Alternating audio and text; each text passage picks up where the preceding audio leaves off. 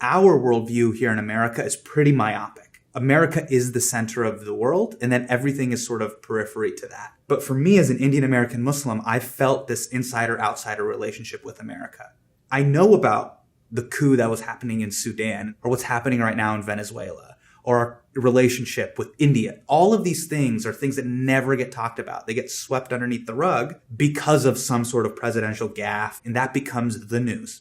I just happen to be this person with this background in this moment in time, to where I can be one of the first people to stand up there and say, hey, can we take a moment to assess our relationship with this country? Can we stop to just talk about that before we dedicate an entire show to AOC's shoes?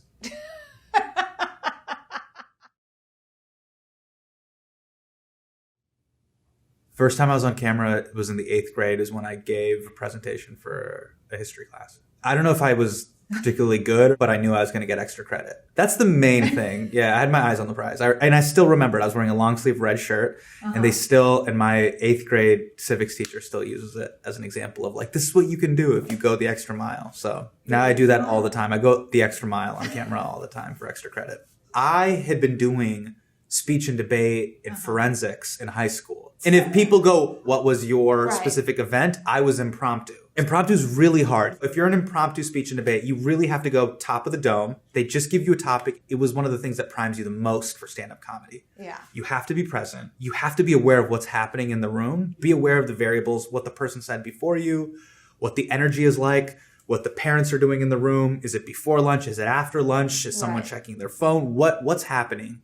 Address that, and also address the larger argument. I didn't know that these were the seeds for what you need to do as a comedian.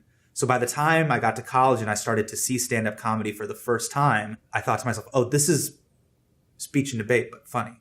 My thing that I always kept that threw everybody off was I was going to poke fun at what the other person just said. And that's not in the rule books. You're not supposed to do that. But that idea of you're competing against somebody. They're from another high school. They're generally an overachiever. This is this extracurricular activity they're doing on the weekend. And for you to poke holes in their argument by kind of just making fun of them, whether it was their argument, the intonation of their voice, maybe them flubbing the last line, that off the bat got me 10 to 15 points higher. Just from the parents. They were like, look, I've been here 9 hours. The fact that you addressed that stupid poem that kid said at the end of his argument, thank you for doing that. And I noticed humor is one of the few things that can just break tension. It's a very powerful tool. We did an episode on the show about Saudi Arabia. And so we analyzed not only the United States' relationship with Saudi Arabia, but Muslims' relationship with Saudi Arabia around the world. And also, you know, the role that American politics is currently playing with that relationship. And that episode was banned from Saudi Arabia. They pulled it off the service, and it sort of started this whole international discussion and debate about the United States, our foreign policy, and censorship online. And obviously my parents were like, please don't be at the center of these things. We don't want you causing international outrage and controversy. Please just tell embarrassing stories about your childhood. Who was my first TV crush? Hillary on Fresh Prince. I love Fresh Prince. I love Will Smith. I want to meet Will Smith. I'm sure you will. I don't know if I will. Lynn, we don't know how long these things last. No, but I tell my family this all the time. They go, why do you make the choices that you make? And I go, Mom, Dad, you know what it's like for us as immigrants. You don't know how long we're going to get to stay here. But that's in our DNA. The idea of like, hey, you don't know. Hey, this could all be over. Safety is not guaranteed. That's number one. Yeah. But then for me as a child of immigrants, is if my parents risked everything to be here, then we got to empty the tank and say what we got to say. If tomorrow's not guaranteed, then I got to empty the tank. Okay, I cannot say the person's name. I can't say the person's name. Where? But my first kiss was with one of my crushes, and it was in front of her house before she left for a trip to Europe. It was awesome. It was awesome, but it was also terrifying. She led the thing.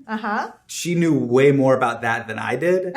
She kissed me and then used her tongue, and it felt like there was an iguana in my mouth. It was crazy. I had no idea that's the way kissing was. It was crazy. It was just nuts. It was nuts.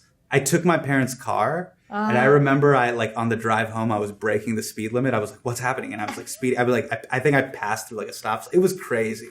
And then this is going to date me. I went on AIM, and I told one of my friends, I'm like, oh my God, I kissed so-and-so. And he was like, what? And we I kissed and straight up told.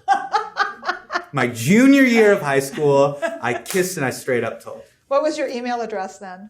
hminhaj@yahoo.com. Even then, I wanted to pick email that would age well. I wasn't going to be fireant82@juno.com. You know what my AIM screen name was? It's also classic and timeless. What was it? Hasan Minhaj 1. Apparently there was a Hasan Minhaj. I added them on AIM, and then one day the door opened, and then Hasan Minhaj appeared, and I was just like, who are you?